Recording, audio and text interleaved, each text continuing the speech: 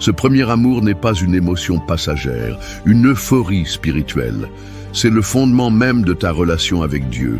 C'est ce qui rend ta foi vivante, réelle, authentique. C'est ce qui fait la différence entre une religion et une relation. Le premier amour, c'est cette connexion intime entre ton cœur et le cœur de Jésus. C'est ce regard amoureux que tu posais sur lui. C'est la voix de l'époux que tu reconnaissais parmi mille autres. Mais avec le temps, il est possible que ce feu ait commencé à faiblir.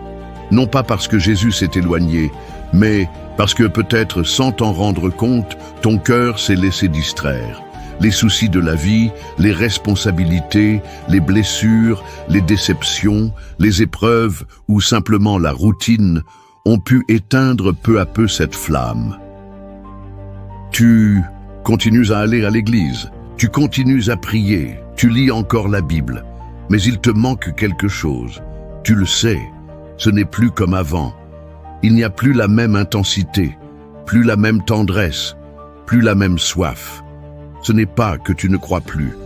Ce n'est pas que tu as rejeté Dieu, mais ton cœur s'est refroidi, l'amour s'est dilué dans l'habitude. La flamme est devenue cendre. Pourquoi avons-nous besoin de revenir à notre premier amour? L'amour est la source de tout dans le royaume de Dieu. Jésus a dit, « Tu aimeras le Seigneur ton Dieu de tout ton cœur, de toute ton âme, de toute ta pensée. » Ce n'est pas une option, c'est le plus grand des commandements. Ce n'est pas une belle idée, c'est le fondement de toute ta vie spirituelle. Lorsque cet amour décline, tout le reste en pâtit.